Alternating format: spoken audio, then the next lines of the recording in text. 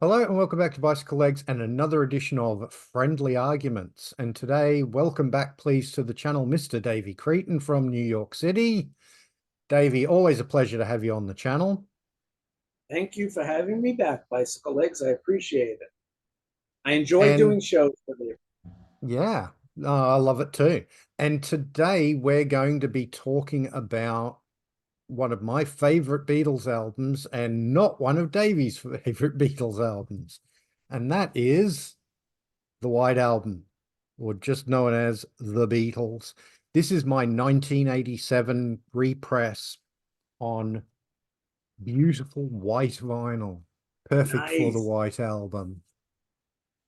So, so as with the last show that I did with Peter Kerr, where we talked about the Police's Synchronicity, this is a situation where we have differing views, and we're going to talk about this album and where we agree and where we disagree about this album. So, Davey, you want to give us a little bit of background as to why maybe this is not one of your favorite Beatles albums? Just Yes, I do want to state for the record, I am a Beatles fan. I love the Beatles. I used to work in record stores for over 3 decades. And I used to say to a lot of the customers when we started talking about music, if it wasn't for the Beatles, you and I wouldn't be having this conversation right now. And I could say the same thing about us. Without the Beatles, there would be no modern recording industry, record industry, the way it is, or the way it was a couple of decades ago. Let's put it that way. So I love the Beatles. I just happen to be a bigger fan of other Beatles albums like Abbey Road, Sgt. Pepper, Revolver, Rubber Soul, Help, etc., etc. But there is great stuff on this album, and in my opinion, some not so great stuff on this record. yeah. So, I mean, as people will know, there are 30 songs on this album. So, rather than make this sort of an epic Lord of the Rings length episode, any songs where Davey and I agree they're great songs, we're not going to spend really any time on those ones. We're really going to be digging into the ones where we disagree, because I am an apologist for this album. This is either my favorite or second favorite Beatles album, depending on what day you ask me. It's always a coin flip between this one and Revolver for me. And I will defend all of the songs on this album, even the ones that even most Beatles fans probably don't necessarily particularly like. So that's what should make this, I think, an interesting conversation. Now, of course, this album was released on the 22nd of November, 1968. So it's, 56 years old now. It's a wonderful album. It was groundbreaking in that, the Beatles hadn't done a double album before, and not very many pop artists had done double albums before. In fact, the only one I can think of earlier than this that was like a double studio album was Frank Zappa's Freak Out. I don't know of many other double albums that came out. And even then, Freak Out, I think, is about 60, 65 minutes long, whereas this is an hour and a half long, this album. So, it really was another groundbreaking. And then, the cover, going from Sergeant Pepper and Magical Mystery Tour and those sort of lurid, psychedelic, rainbow colored covers to have this stark, plain white, it really was a change up. The So, exact opposite. yeah, exactly. Yeah. So, let's get into it, and we'll start off. We'll go through it track by track. And as I say, any songs that we agree on, we're really not going to spend any time on other than to say, yeah, that's a good song, sort of thing. And of course, the album starts off, I think, magnificently with Back in the USSR. I concur, sir. Great Yeah. song, great opening track. It's a hard rocking song, upbeat, poppy, yet it rocks. Love it. Yeah. Great song. Yeah. And I love all the little, sound effects of the airplanes and all that sort of thing. It's a lovely touch. Then we get Dear Prudence. What are your thoughts on that one?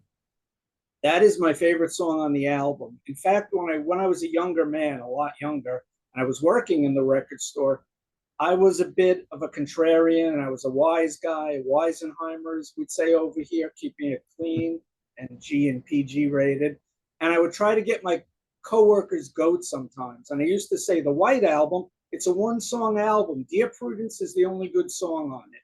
Of course, that's not true. I was joking. I was just starting stuff with them. And they took the bait and they got very angry with me because they were huge, diehard Beatles fans. But this is easily my favorite song on the record. Just, I think it's maybe 12-string arpeggio guitars. They sound great.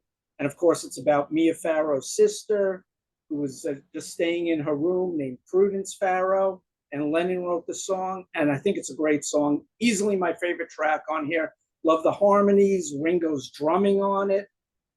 Actually, no, I'm wrong. It's Paul McCartney's drumming on this and the Yes. previous song back in the USSR. He drums on 4 tracks out of the 30 on the album, McCartney. A super talented musician, my favorite Beatle personally.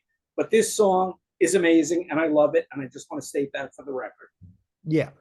Well, I'm not going to add too much to that because it is a brilliant song. I love it. And, you know, also shout out to, I'm one who doesn't generally like Beatles covers. I get annoyed when other people try to cover the Beatles, but I love Susie and the Banshees cover of Dear Prudence. I think it's a great I knew you were version. going there. Yeah. My girlfriend So, here loves it too. yeah. So then we get Glass Onion, which is another track I personally love. I don't know what your thoughts are on this one.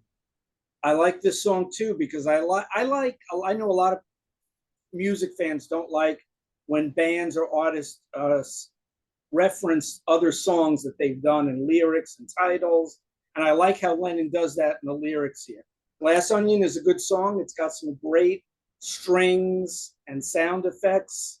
It's a really good song. I like it. Yeah, it is a good song, and it's a great orchestration from George Martin on it. I Mm-hmm. reckon that's one of the first times I'd be hard pressed to find an earlier song where they're making reference to other songs in their catalog. It's kind of a bit of a, something that's been done a lot since then, but I don't know how often it had been done before then. And I always loved the line, "The walrus was Paul." It's Mm-hmm. just like, It's a great line. now I am betting that we're going to get out to our first contentious song right here. Mm. And that is Obla Di Obla Da, because I know this is one that a lot of people don't like. I don't know if you fall into that camp or not, Davey. Great song. I love it. Oh, It's okay. McCartney. It's Yeah. melodic. It's memorable. It's a little silly. The words "obla di obla da," sort of like the Police with the do do do the da da da. It's meaningless. It's senseless, but it sounds good. Like this Yeah. song, and I love McCartney's bass work in it. I have to share here in Australia, when I was a very little child, like, preschool, we used to have a children's show that I used to absolutely love, which was called Fat Cat and Friends. And it was this sort of, the main character was this big sort of orange cat in a suit, there's a guy in a suit. But the theme music at the beginning of it was that piano bit at the beginning of Obla Di Obla Da. So, that's how I first knew that. When I first listened to this album and I heard Obla Di Obla Da, I'm like, oh my God, it's the Fat Cat music. So I like this song. It's not one of my favorites on the album, but I will defend this song from people who don't like this song. Um, it is a lot of fun. I love how uh McCartney he sort of gender swaps the roles, At first it's you know, Molly stays at home and does her pretty face, and then in this last verse it's Desmond stays at home and does his pretty face. So yeah. Then we get Wild Honey Pie. Maybe this is going to be the first one you're going to disagree with me on. This is where the album starts going wrong for me. Just that guitar sounds out of tune. The vocal just ugh, I do not like this. It's 52 seconds. Why even have it on here? Get rid of it. No, No. no, I do not like this. The first four songs are excellent. This is where the album takes a slight downturn. Yeah, I'm going to disagree because I love this. Um, it's only 52 seconds long. It's Paul McCartney basically messing around in the studio, having a bit of fun. He does all the vocals, all the instruments. He made it up on the spot, and it's a link, it's sort of a linking track between Obladi Oblada and the next song that we're going to talk about. And I just like it as a little interlude, as it were. That's how it works for me. You wouldn't go out of your way to listen to this song on its own, but in the context of the album, I think it works really, really well. And it sort of gives you this little change from Obladi Oblada into the next song we're going to talk about, which is Bungalow Bill. As I say, it's not something if you're making a playlist of Beatles songs, you're probably not going to pick Wild Honey Pie. Correct. But in the context of the album, I think it flows. I like the flow of it. I like McCartney messing around and making these sort of different sounds with these guitars. And I don't know. I've always really liked this track. So I think I'd rather hear Biker Like an Icon from his solo record. I don't mind that song. I think that was Yeah, off that's the off the ground. ground. Yeah. Maybe even Temporary Secretary from McCartney too, because it's so ridiculous. But this song, it's just a little grating to me. It's just how I feel. Yeah, no, fair enough. So we get on now to the continuing story of Bungalow Bill. What are your thoughts on this one? No, it's another one that doesn't thrill me. It's Lennon, it's Yoko Ono. It's just, to me, it's filler. I have just my personal opinion. Most double albums have filler. I was supposed to film a show tomorrow that was supposed to on the Prog Corner. You've done a show with the great Scott Lade from the Prog Corner. And originally, the show that I'm filming tomorrow was supposed to be the 5 most overrated prog albums. And a lot of my choices were double albums. I think a lot of double albums have filler, and that's the problem here. I feel the same about Yes's Tales from Topographic Oceans, even the mighty Genesis, The Lamb Lies Down on Broadway. There's filler on it. I think the best double album with the least amount of filler, to me, there's no filler, Led Zeppelin Physical Graffiti. And I just think the Beatles fall prey to it here. George Martin said, make it a single album. And Paul McCartney was adamant. No, it has to be a double album. It's the Beatles. It will sell. McCartney was right. I'm just not thrilled with some of these songs on the record. That's Yeah. just my personal opinion. Well, I love the continuing story of Bungalow Bill. I think it's a lot of fun. I mean, you talk about Obladi Oblada being a fun song. This is a fun song. It's It was, fun. It's not as good as that McCartney song. It's better than Wild Honey Pie. I'll give you that.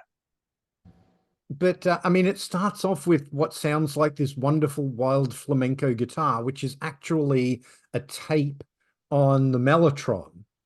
Yes. And I first learned that because I was listening to some King Crimson from 1969. They did this box set of like live stuff from the original incarnation of King Crimson from 1969. And there was improvisation that they did. And in that improvisation, you hear that exact same flamenco guitar fill. And that's when I realized it's a Mellotron tape. But I love it. I love the gang vocals, the "Hey Bungalow Bill, what did you kill?" With them, and they just got everybody who was in the studio to sing along with it and that sort Right. of thing. And I love in this song, Yoko does one line of the song. She does the line, not when they look so fierce, his mummy butted in. And I think it's so charming, because she does it in this really high-pitched voice, and I love it. This song always brings a smile to my face, and that's why I love this song. It's okay. It's just not upper echelon to me on the record.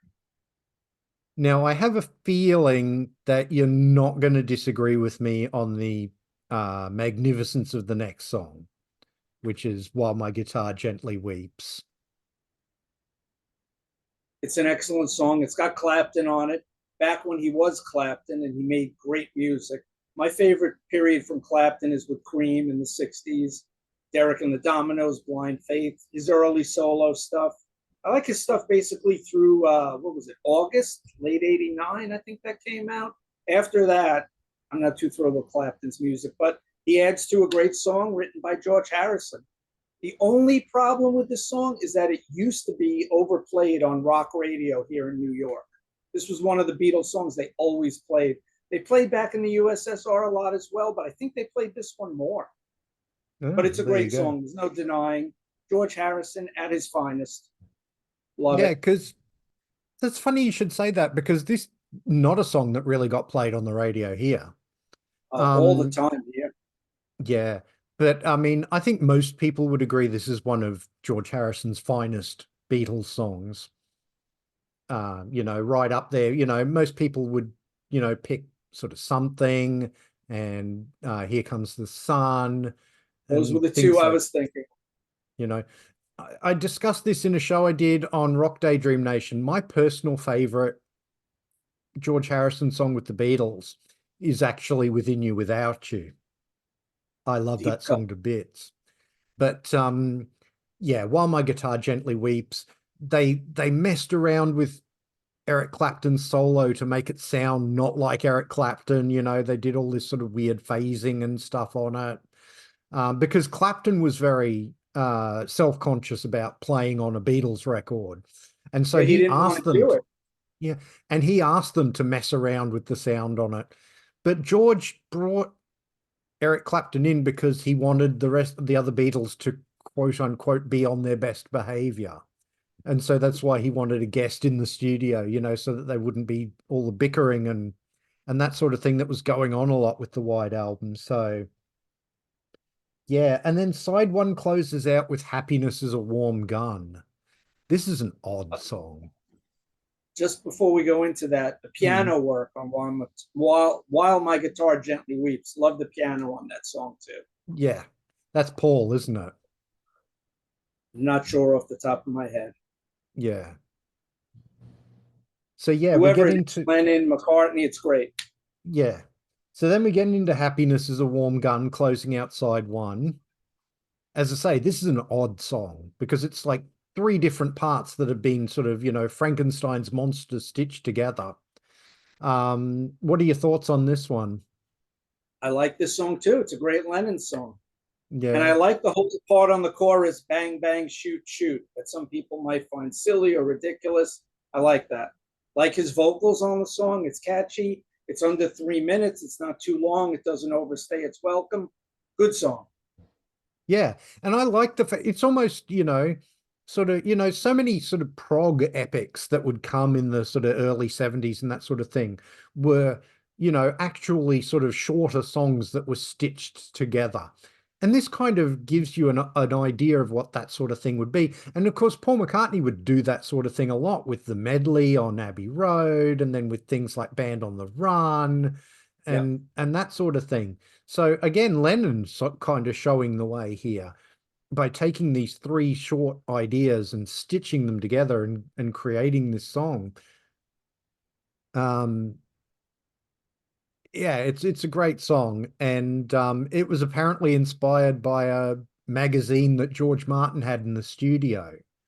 Um, it was like a gun magazine or a shooting magazine, and it actually had on it, I think it said happiness is a warm gun in your hand. And John Lennon just thought that was so perverse because the idea is that if your gun is warm, it means you've just fired it. So, yeah, Which interesting turned out to song. be sadly ironic, unfortunately, a decade Yeah, plus down the line. yeah. But let's talk about side two of the record. That's Side side two. one, which is side one is my favorite side of the album, Yeah. So we get going by the Martha, my, original vinyl four sides. yeah. And so we get Martha, My Dear starting off side two of the album. And this is one of those songs on this album that Paul McCartney pretty much recorded on his own. The other Beatles aren't on it. What are your thoughts on this one? It's another song that McCartney plays drums on. I like this song, although Lennon would refer to it as Granny Bleep, and I won't say the word, but he thought that McCartney was sappy, wrote too many ballads, just a throwback, old timey stuff. And Lennon was more of a rock and roller, or so he thought and said.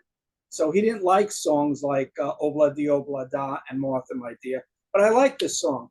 2.5 minutes. It's quaint, it's short, it's very melodic. That's McCartney, Mr. Melody. I like this song. Yeah. Thumbs up for this song.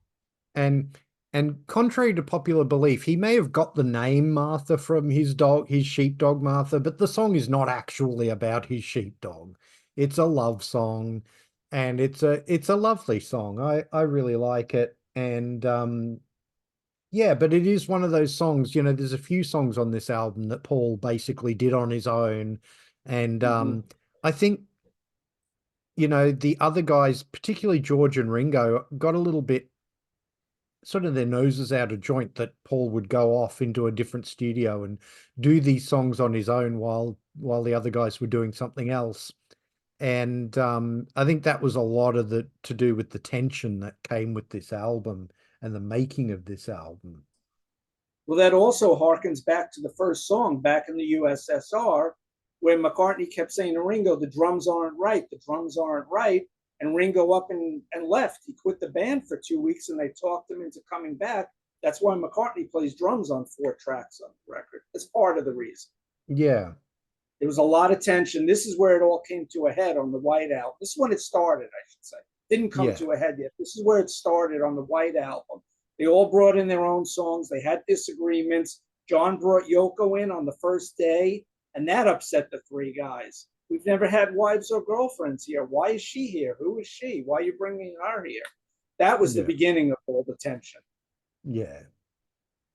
So then we get I'm So Tired, which is a John Lennon song.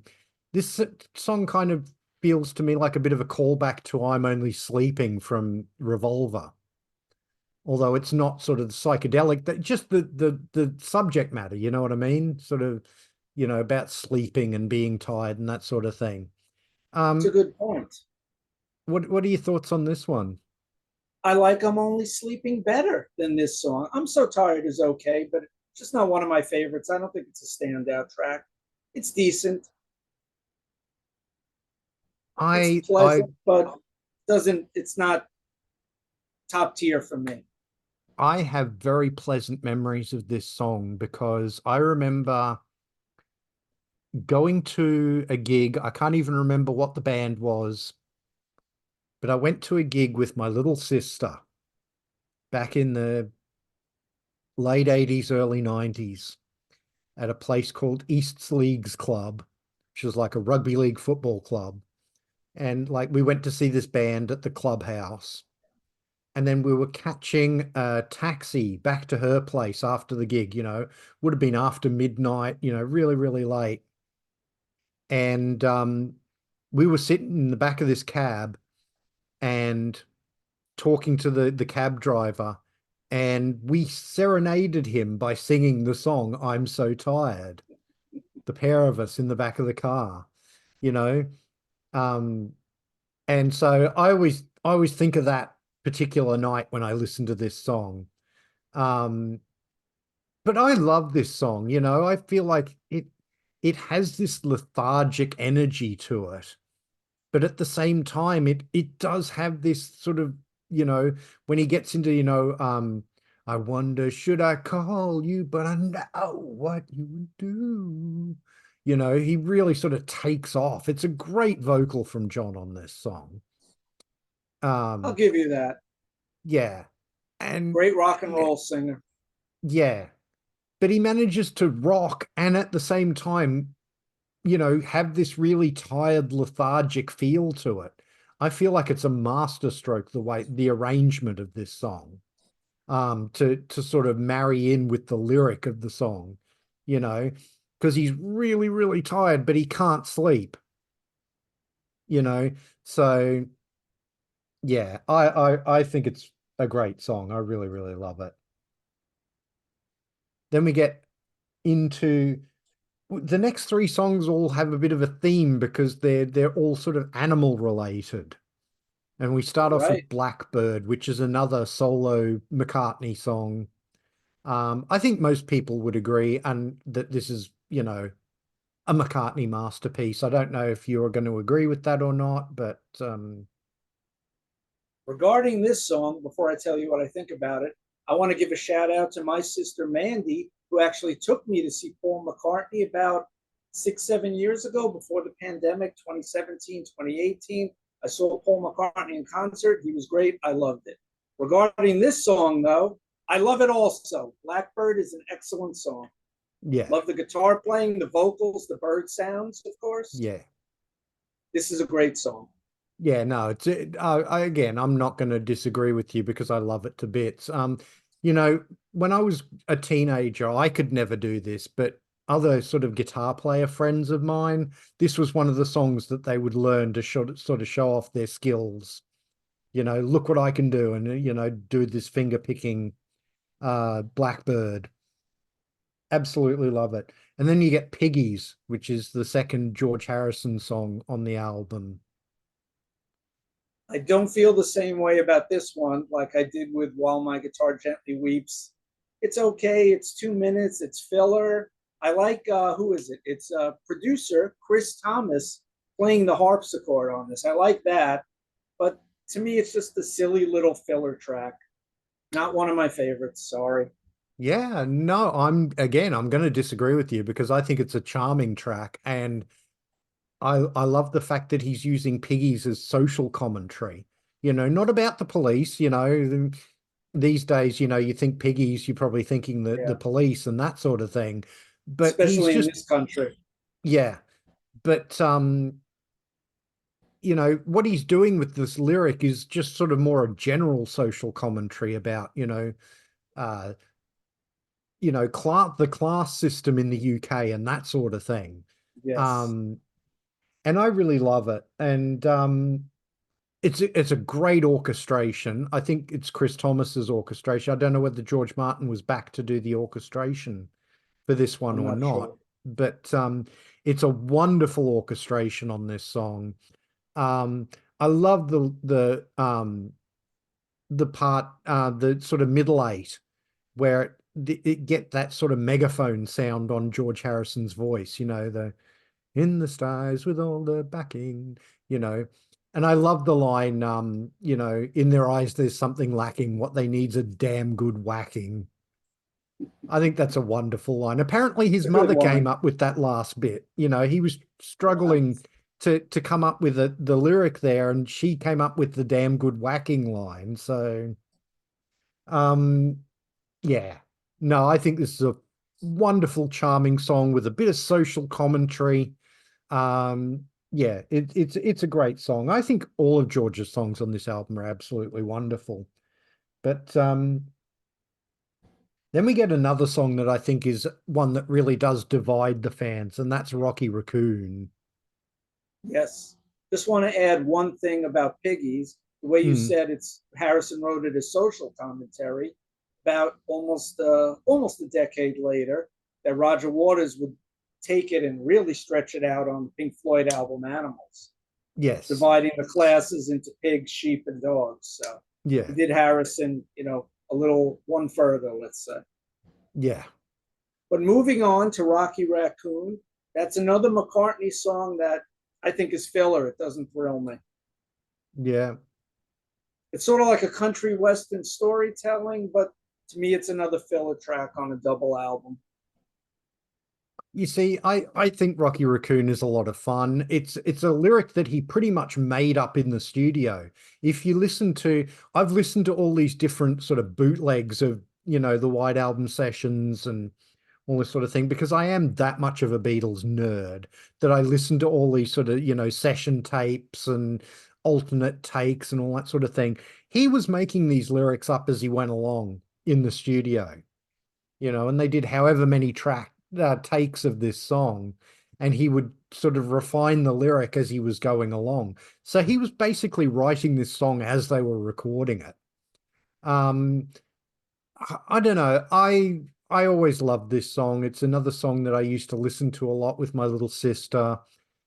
It's I always loved the references in this song to Gideon's Bible. Um, I think considering he was making this lyric up as he went along in the studio, he actually ends up with a pretty good story to this song, you know. Um, yeah, and it comes back to Gideon's Bible, at the end, to help with Good Rocky's revival. And it's got that kind of, honky tonk piano and that sort of thing to The it. piano's good. I'll give you that. The piano is good in the song. Yeah. I think it's a lot of fun. Um, but then we get Ringo's song on the album, Don't Pass Me By, his first solo writing credit. What are your thoughts on this one? It's okay. I would like it better without the fiddle. The Hmm? fiddle part alienates me a tad. It's okay. I think he has better Beatles songs and solo songs, Ringo. If you don't like the fiddle part in this song, definitely don't ever go and listen to the mono mix of this song because there's even more of the fiddle on it than there is on the stereo mix. The Okay, mono thanks for the mixes and the warning. stereo mixes are quite different on this album. Um, there's a lot of little differences with that sort of Yeah, the thing. But running times are different. I noticed that yes, of the but whole album. yeah, absolutely. Because they used to do separate mono and stereo mixes. That was the thing.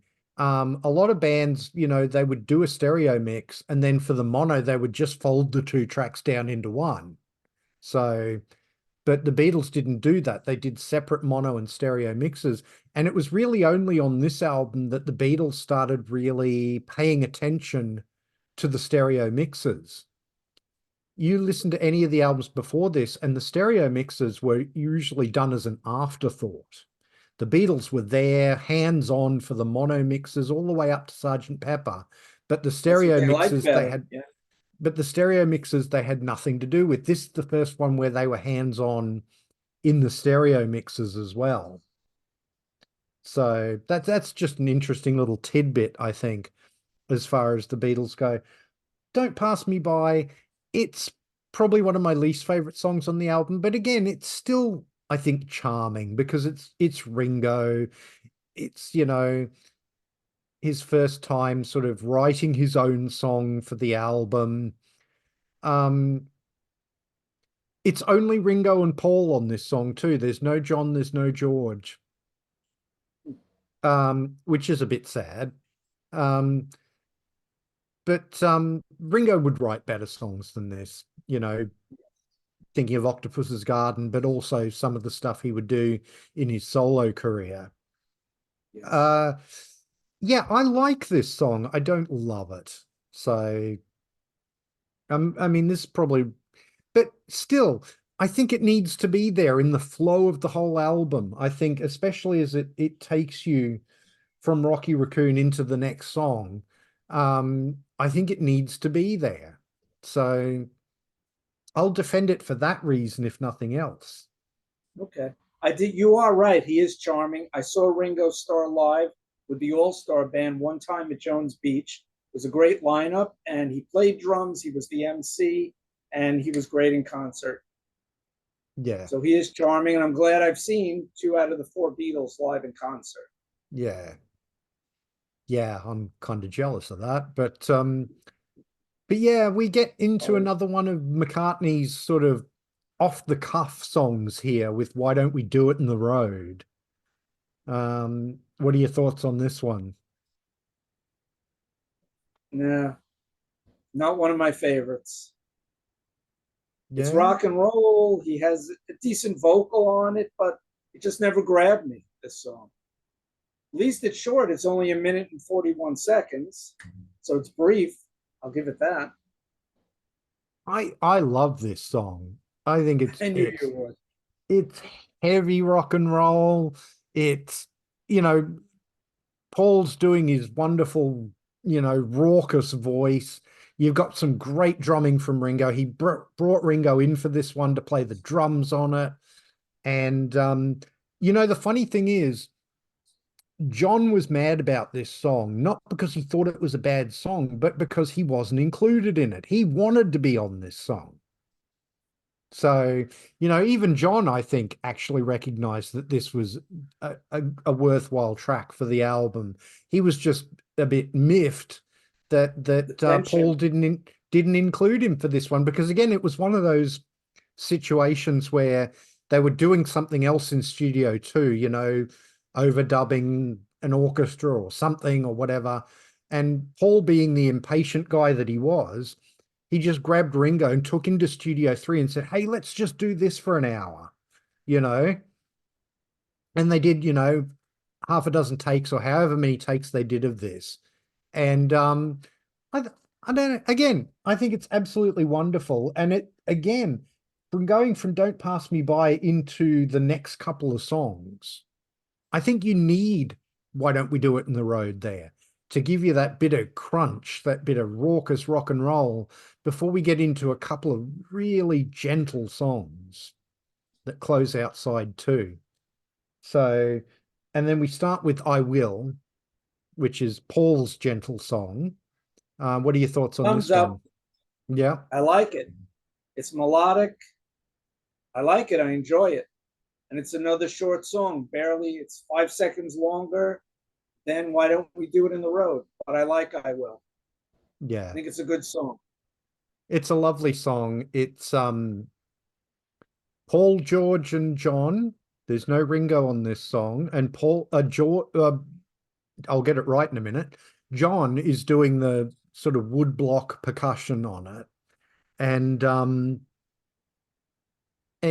doing a really nice job of it, I think. It's a beautiful song. It's a lovely lyric, really touching, heartfelt lyric from Paul. They did like 60 or 70 takes of this song though. Um, and they would, in some of the takes, Paul would start doing this sort of experimental, he would start improvising and making up other songs and singing other songs in the middle of it and that sort of thing. It's fascinating if you ever get a chance to listen to it. They used some of those outtakes on the big Beatles White Album box set that came out a few years ago. There was one song that he improvised on the spot called Los Paranoias, which is really fun, very silly. Um, but yeah, I love this song. And then side two closes out with Julia, which is a solo John Lennon song. Um, what are your thoughts on It's this one? okay. I know it was heartfelt and it came from his heart and his soul when he wrote it and composed it. It's just very mellow. It meanders a little. It's 3 minutes long. Maybe it should have been cut back. It's not one of my favorites on here. Oh, Davey. Goodness gracious me. This is one of John's most beautiful ballads in his entire career, I think. Um, it just, and the finger picking, people would often denigrate John Lennon's guitar playing skills because he was only the rhythm guitarist or whatever.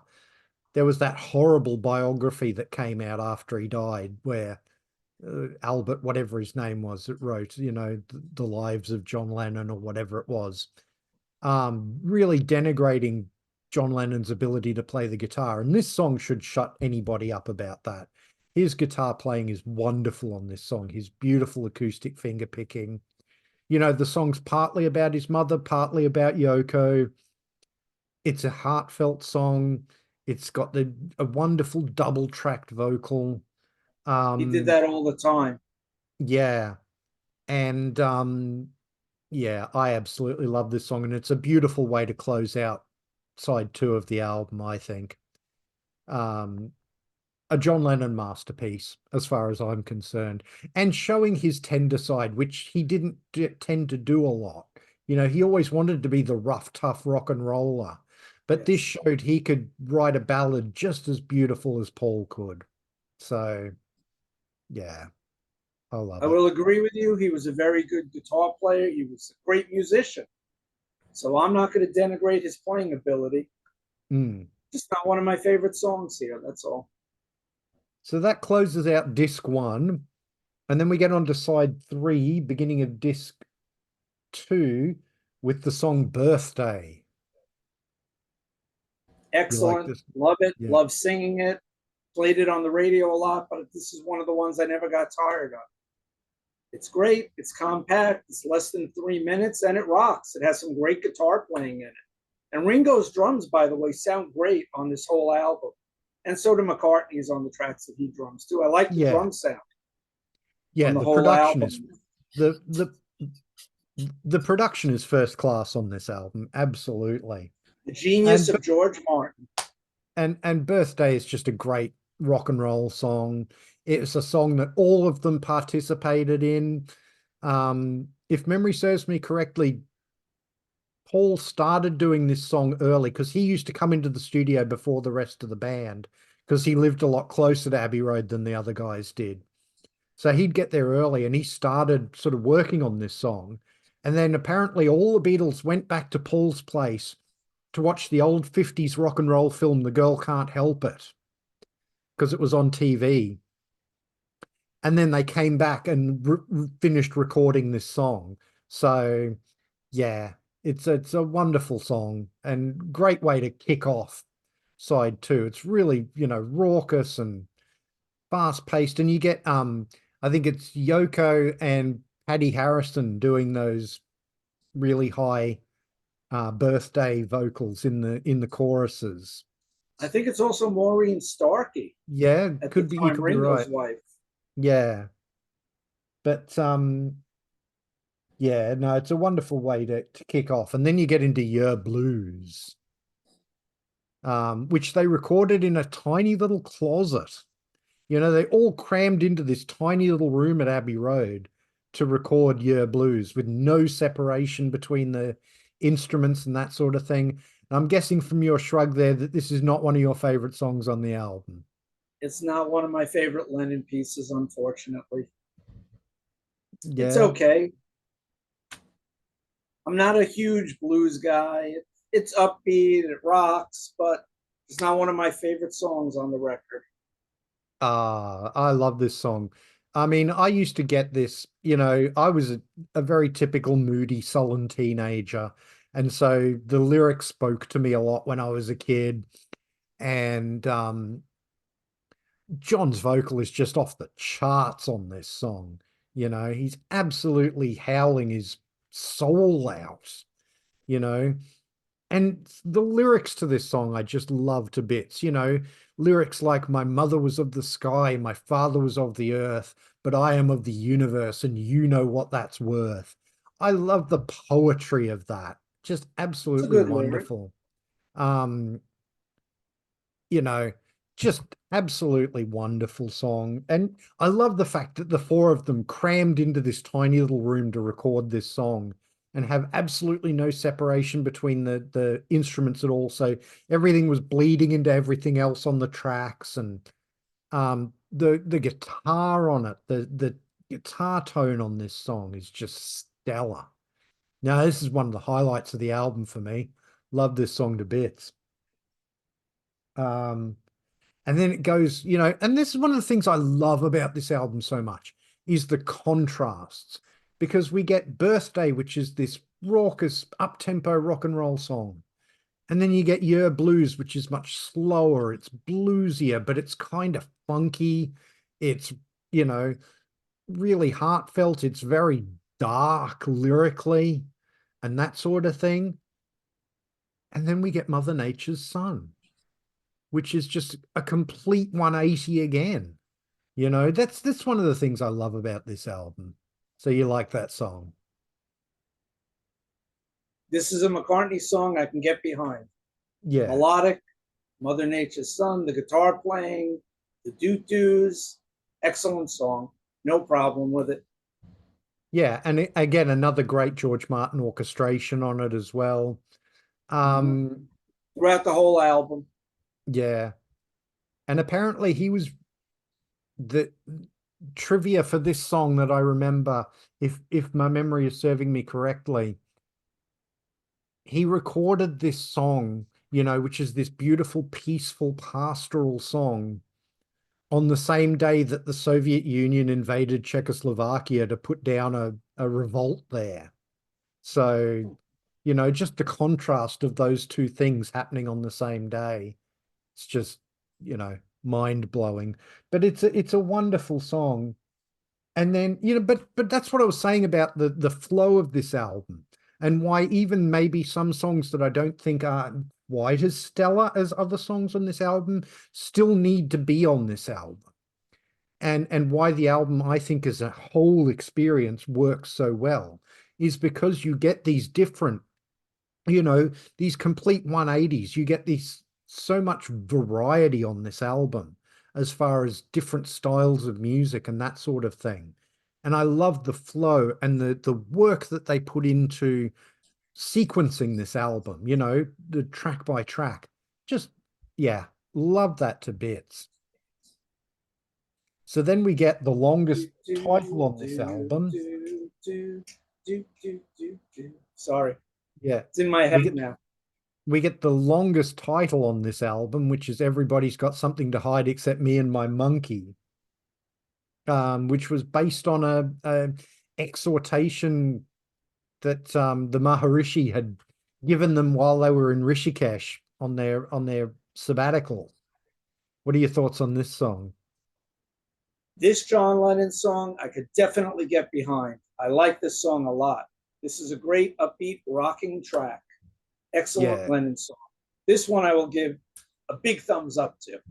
Really yeah, like it. And it's not something they ever overplayed on the radio here. So it's nice to hear yeah. this song. And it just, again, you know, coming after Mother Nature's Son, it just kind of kicks you in the face, doesn't it? You know, you've had Great this guitar beautiful, work, Ringo's drums, both of them. yeah, absolutely. And it's a great lyric. And I love to know where he got the title. Everybody's got something to hide except me and my monkey, because it's just a great title. Um, but then we get Sexy Sadie, which is also related to the Maharishi, but not in a good way. Correct. It's very much a criticism of the Maharishi, but disguised. What are your thoughts on this song? I like the previous Lennon song better. Mm, It's okay, but it's no, everybody's got something to hide except me and my monkey. yeah. You know, I again, flow of the album. You get this kick in the face song, Me and My Monkey, and then you get this sort of almost going back to 67 and a bit of psychedelia with this song, you know. This could have fit into Sergeant Pepper or Magical Mystery Tour, this song, I reckon, as far as the arrangement goes. Um, and the lyric is just one of John Lennon's greatest lyrics, I think, you know, because he's really criticizing Maharishi, you know, because that's what the song was originally called, you know, it was Maharishi, what have you done? You've made a fool of everyone. Um, Because the rumors were that he was hitting on the women, and then it turned out not to be true, from what yeah, I read. yeah, but apparently John confronted him about it before he left India, and it all turned a bit nasty, which, yeah, is a bit of a shame. But yeah, I think this is a great track. And again, you know, you don't have anything else like this really on this album. With the piano gives me real sort of psychedelic vibes, and the backing vocals on this I love to death. Um, it's a wonderful song, and it's you know, mellower after Everybody's Got Something to Hide Except Me and My Monkey. But then this album wants to kick you in the head again, and you get Helter Skelter. Which some call the first heavy metal song. Yes. And this song is awesome. I've always loved it. It's crazy, it rocks, just everything about it, just upbeat and loud and raucous. Amazing song. This is Yeah. one of the highlights on the double album for me. And you know, this was Paul McCartney was basically writing this in response to something that Pete Townsend had said in the press about the Who having recorded the most raucous rock and roll song in history. and Paul was like, "Oh, I'll bloody well show you," and ended up coming up with Helter Skelter. And I love it to bits. And it's got the very amateurish trumpet playing of John Lennon on it, um, which I think is fun. And I think Mal Evans, their roadie, is playing a saxophone or something equally Yes. amateurishly. I think, yeah, I think a Um, trombone actually. yeah, but yeah, it's a wonderful raucous song. And then side three That closes out. guitar. Yeah. Great. Awesome. And then Sorry. side three closes out with, again, changing mood completely with Long, Long, Long from George Harrison. What are your thoughts on this one? This song just never resonated with me. It's probably my least favorite. It is my least favorite Harrison song out of the four on here. I always see the title and how does that go again? Just never hit me. The song never struck me. I think Mhm. Harrison's a great songwriter, undervalued. All Things Must Pass is a great album, probably his crowning glory as a musician. But this song just never struck a chord in me. It's not horrible. It's not bad. It doesn't alienate me like Wild Honey Pie. But to me, it's just there. Yeah. You see, I And think I it's know an you'll abs disagree. yeah, no, I think it's an absolutely gorgeous. It reminds me of meditation, and I think that's, the sort of evocation that he's going for with this song. He wants to create a mood where you can just sort of lose yourself and the lyric is about God, about, his conception of God through his sort of interest in Hinduism and that sort of thing. Um, when he's talking about I love you, he's not talking about a woman, he's talking about God. Um, I mean, that speaks to me, even though I'm not a religious guy. I can still feel the passion and the genuineness of his feelings in this song. And Paul plays some beautiful organ on this song. And he gets the wine bottle to rattle on top of the Leslie speaker right at the end of it, which I really, really love that. Um, I think it's a wonderful way to close out the side, especially as it finishes with that little fill of Ringo's, yeah, I think it just closes out side three perfectly. And then we get on to side four and we get Revolution One, which of course they would later re-record as simply Revolution for the B-side of Hey Jude. But this is the original version of this song. What are your thoughts on this one? This is good. I like this song. I just like the more upbeat, rocking version that you said was the B side of Hey Jude better. I like Lennon's vocal here. I like his lyrics, his songwriting on this song, guitar playing. It's a good song. I just like the upbeat, rocking, more raucous version better. But this is a good song. I won't Yeah, denigrate this song at all. well, obviously I knew the rocking version better, before I bought the White Album. I'd heard, Revolution on the radio and that sort of thing. Yep. So Same here. Revolution 1 was quite different, when I first heard it, but I really, really like it. I love the Oh Shooby Doo-Wop vocals on it. Um, and I love the fact on this original version, John Lennon is still in two minds about one thing, because on this original version, when he comes to the line, but when you talk about destruction, and then he sings, "Don't you know that you can count me out in?" So he doesn't know whether he's in or out when it comes to, destruction with the revolution. So I like that about it. But it's wonderful. It's laid back. I can understand why George and Paul thought that this version wouldn't be good as a single. They said it's too slow and that sort of thing. But I think it's a great version. It stands in stark contrast to the single version, but I really, really like it a lot. And then we get a song that really, really divides people, and that is Honey Pie. Another As one of, Lennon would say, it's more of McCartney's granny bleep. yeah. It's okay. It's better than Wild Honey Pie. Absolutely better than Wild Honey Pie. It's okay. It's not a standout track for me. I love it when Paul goes into uh music hall mode. Things like When I'm 64 and that sort of thing. I think I'm going to go on the record and probably get a bit of hate for this, and I don't really care. I like this song better than When I'm 64. I think it's a better version of a music hall song than When I'm 64. I Um, like that one better. and there are little touches in this song that I think just make it so much, you know, such a great song. Like the really, getting into the scratchy 78 sound just for that one line in the very beginning, he sings she was a working girl north of England way, and then there's the bit where he sings now she's hit the big time.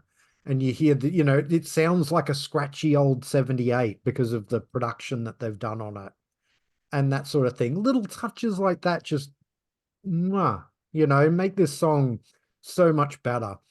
Well, that's Um, the genius of McCartney and again producing George Martin. yeah, but no, this song is bouncy, it's cheerful, and you know, I think if you like, I know a lot of people don't like music hall.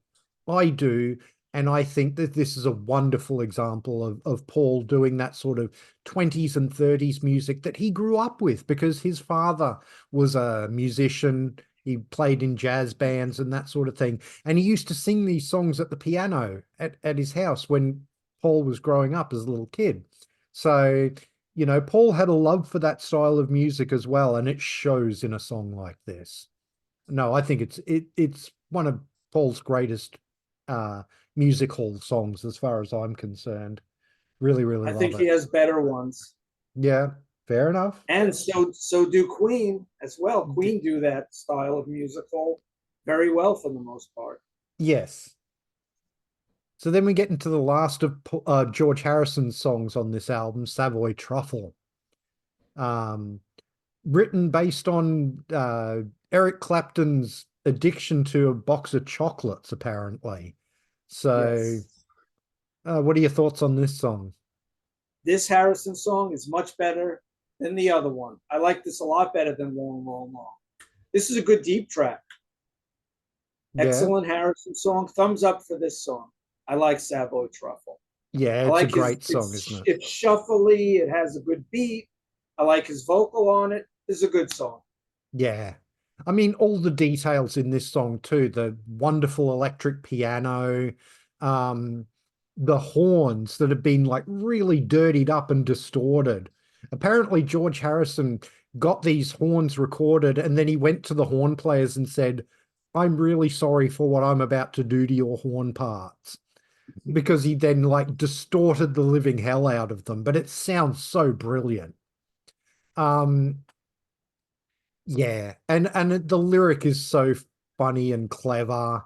Um, just talking about these different chocolates and then going into this sort of, that what you eat you are. And then it references obla di obla da in the song, we all know obla di bla da, but can you show me where you are? So yeah, it's a triumph. Absolute That's a triumph great for touch. George on this song. You know, George's songs on this album, four songs he's got, and they're all very different from one another, aren't they? Yes, Again, just shows the breadth of George as a songwriter. He gets very much buried behind John and Paul for most of the absolutely. Beatles. And he gets to show his versatility on this album. Absolutely wonderful. I do really like, just for the record, I really like 3 out of the 4 Harrison songs here. The other one's okay. It's not horrible, Yeah. but he does well on this album. So then we get Cry Baby Cry, a John Lennon song. What are your thoughts on this one? It's okay. Not top tier for me. It's Lennon. McCartney sings a little bit on it, so it's credited as Lennon with McCartney on the vocals, but it's more of a Lennon song. Not one of my favorite Lennon songs on display here. You know, And you this is, probably love it.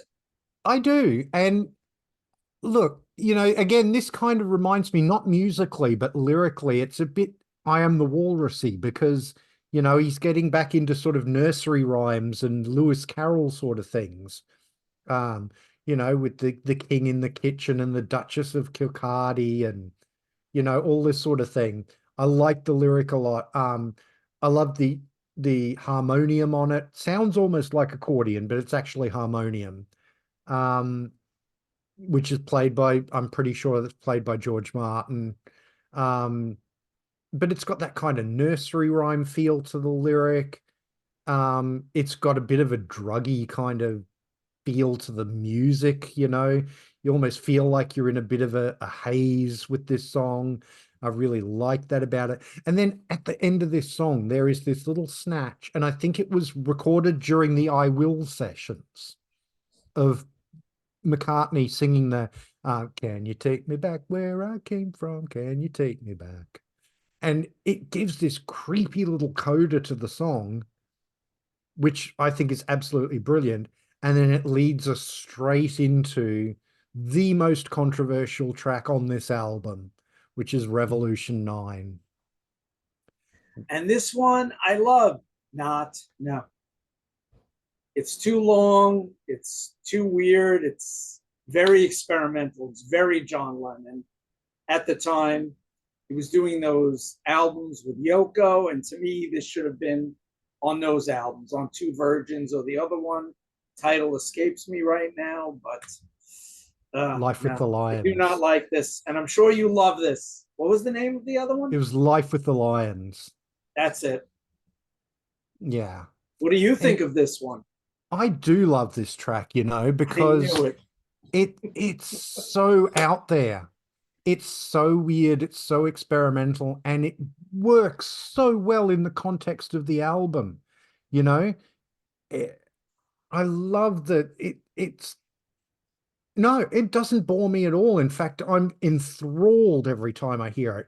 Every time I listen to this song, I hear new details that I've never heard before. And you don't Enthralled. get Good that with a word. lot of song. You don't get that with a lot of tracks where you know, 40 years after I ever heard this album or more, I'm still hearing little details that I never heard before when I was a kid.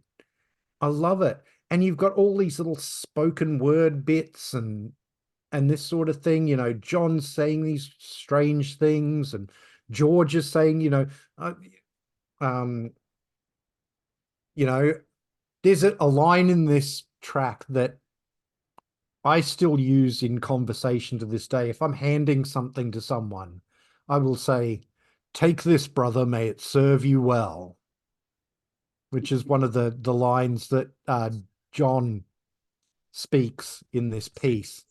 No, I love it. And I think it's so, again, I'm going to use the word evocative. It is so evocative of a revolution, you know? It sounds like a revolution. And that's what I love about it.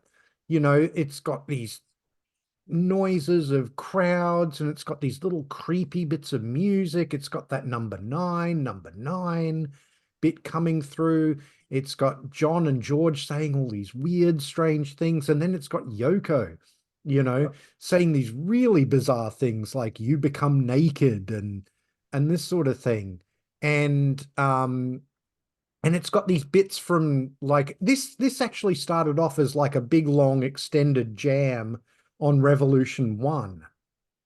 And that was kind of the bed for Revolution 9. And bits of it come through, you know, with John saying all right and then just sort of whimpering, you know, there's these bits where he's and all of it put together just creates this incredible track for me.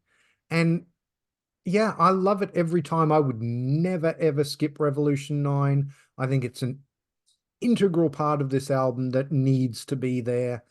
I love it to bits. I So yeah, admire their experimentalism. Yeah, I'm one of those people that And will die on the hill of I love Revolution 9. So, and to be fair, on a bunch of videos I've done on YouTube, I do say number nine, coming in at number nine, number nine, number nine. I've done yeah, that before, and I got that from this song. So yeah. to be fair, And then the album closes out with Good Night, which to me, again, you have the chaos of Revolution 9, and then you follow it with this incredible lush lullaby to finish the album. Written by John, sung by Ringo. What are your thoughts on Good Night? for ending the double album, it's okay. But if I pared this down to a single album, I wouldn't put this song on there. It's okay. Oh, you see, I think it's absolutely beautiful way to end the album.